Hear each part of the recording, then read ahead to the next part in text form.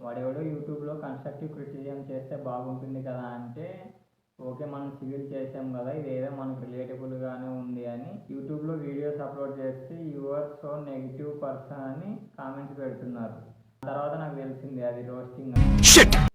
Okay ఇప్పుడు roasting చేయడం correct కాదు కదా చూచి అని చెప్పి మళ్ళీ ఆ వీడియోస్ డిలీట్ చేసి పెద్ద సమస్య వచ్చి పడిందే లాగ్ చేస్తున్నా. పెట్టండి సార్ నిరంజన్ గారు. రూమ్ ఎత్తుకోవడానికి బయటకు వెళ్తున్నా, అక్కడ కనిపిస్తున్న హెల్మెట్ చూసి ర్యాపిడోలో రూమ్ ఎత్తుకుంటున్నారు అనుకుంటున్నారేమో. కాదా? కాదు. వేరే హెల్మెట్ ఏదో లేకుండా దాన్ని వాడుతున్నా. అయితే మార్నింగ్ నుంచి రూమ్ కోసం ఎక్కడెక్కడో తిరుగుతున్నాం, కానీ ఎక్కడ టూలెట్ బోర్డులు కనిపించట్లేదు. తర్వాత ఒక చోట కనిపించిన చోట పోయి ఆయన రూమ్ రెంట్ ఎంత అని అడిగితే రెంట్ 10,000 బాబు, 1 month ముందే అడ్వాన్స్ కట్టాలి అన్నారు. అక్కడ వెతికి అలసిపోయిన మాకు మంచి నేచర్ స్పాట్ కనిపించింది. ఆ నేచర్ స్పాట్ చూడగానే మూడ్ మళ్ళీ రిఫ్రెష్ అయింది. అక్కడ ఎగురుతున్న పక్షిని చూస్తుంటే నాకు కూడా ఆ పక్షిలాగా జాలీగా ఎగురుతూ ప్రపంచాన్ని మొత్తం చుట్టేయాలనిపిస్తుంది. అక్కడ కనిపిస్తున్న అలల్ని, ఆ సౌండ్ని, ఆ నేచర్ని ఆస్వాదిస్తుంటే అసలు అక్కడే ఉండిపోవాలనిపిస్తుంది. అలానే చూస్తూ ఇంకా రూమ్ ఎత్తుకోవాలని ముందుకెళ్ళిపోయాం. ఫైనల్గా మాకైతే రూమ్ దొరికేసింది. ఇది కనిపిస్తుంది కదా, ఇదే మా రూము. ఇంకొక సంఘటన ఎదురై పక్కన ఒక ఫ్యామిలీ ఉండేది. వాళ్ళు మేము ఉంటే ఇక్కడ ఉండమని ఓనర్తో గొడవ పెట్టుకున్నాం. అయితే రూమ్ ఓనర్ వాళ్ళకి చాలా థ్యాంక్స్ చెప్పాలి. మేము ఇక్కడ ఉండడానికి వాళ్ళు మాకు బాగా సపోర్ట్ చేశారు. చిన్న గ్రీన్ కలర్ దాన్ని దుప్పటి అనుకుంటున్నారేమో, దుప్పటి లేక గ్రీన్ స్క్రీన్ని దుప్పటిగా వాడుతున్నాం. సైడ్ కనిపిస్తుంది అది కిక్ బాక్సింగ్ కిట్. అది పేర్లు పెట్టి అంపారు బాస్. కానీ మెకానికల్ ఇంజనీర్లో ఒక సివిల్ ఇంజనీర్ కలిపి సీలింగ్ ఫ్యాన్ బిగించడానికి ఉపయోగించిన పరికరాలు ఇవన్నీ. మొత్తానికి ముగ్గురు కలిపి ఏదో ఒకటి చేసి ఫ్యాన్ అయితే బిగించాం. ఫ్యాన్ గాలి అయితే బాగానే వస్తుంది, పర్లేదు. కానీ ఇక్కడ ఫ్యాన్కి ఇచ్చిన కనెక్షన్ చూసి ఎలక్ట్రికల్ ఇంజనీర్లకి, ఎలక్ట్రీషియన్స్కి కోపం రావచ్చేమో. ఎవరురా నువ్వు ఇంత టాలెంటెడ్గా ఉన్నావు? ఇది భయ్య బ్యాచలర్ లైఫ్ అంటే ఇలానే ఉంటుంది. సెట్ అయింది, అన్నం తిందామని అన్నం పెట్టుకుంటే గ్యాస్ పైన లాస్ట్ గ్యాస్ కూడా హ్యాండ్ ఇచ్చింది భయ్య.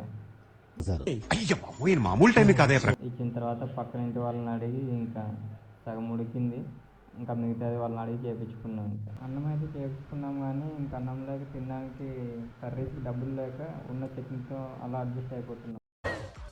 మీ కష్టం పగవాడికి కూడా రాకూడదు గురుగారు. మరి ఇది ఇక్కడ కనిపిస్తుంది, ఇదంతా ఇక్కడ తెలంగాణలో కల్చర్ అనమాట. ఏడాదికి ఒకసారి తెలంగాణ బోనాలు ఇలా వాళ్ళు జరుపుకుంటారు. ఇలా 2 days జరుపుకుంటారంట. ఫస్ట్ రోజు బోనాలన్నీ తీసుకొని పోయి అదే దేవతల దగ్గర సమర్పించి అక్కడ పూజలు చేసుకొని, దాని తర్వాత సెకండ్ డే ఇలా స్టార్ట్ చేస్తారు. సెకండ్ డే ఇలా దేవతని ఊరేగింపు చాలా అద్భుతంగా చేస్తారు. ఇక్కడ నేను పోతురాజులు వీళ్ళంతా డీజే, ఆ చప్పట్లు, మేళాలు చాలా అద్భుతంగా ఉంటుంది. చూడడానికి అయితే అస్సలు గూస్ బంప్స్ వచ్చేస్తాయి. అట్లా నేను ఈ వీడియో తీసుకుంటే సైడ్కి ఉంటే సడన్గా పోతురాజు ఇక్కడ దగ్గరికి వచ్చాడు. ఆ క్షణంలో బిత్తరపోయి అసలు చూడడానికి చాలా కలర్ఫుల్గా చాలా అద్భుతంగా ఉంటుంది.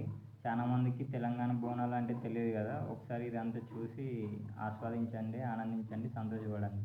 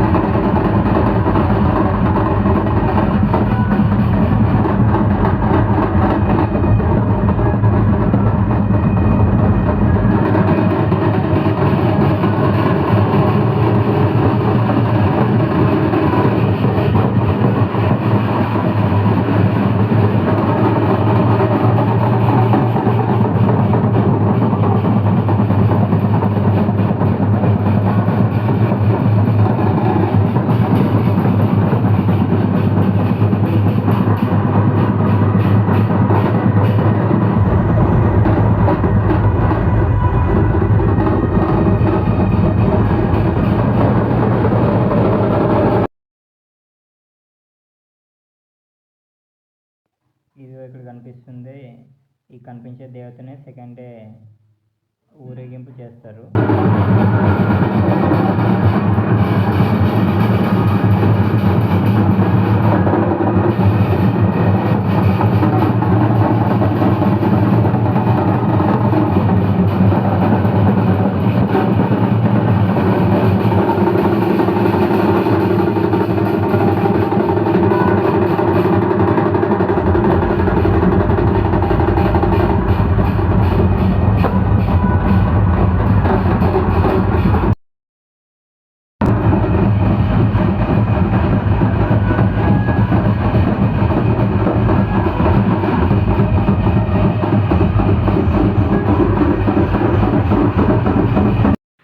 ఓకే, ఇది ఫ్రెండ్ నా ఫస్ట్ వీడియో లాగు.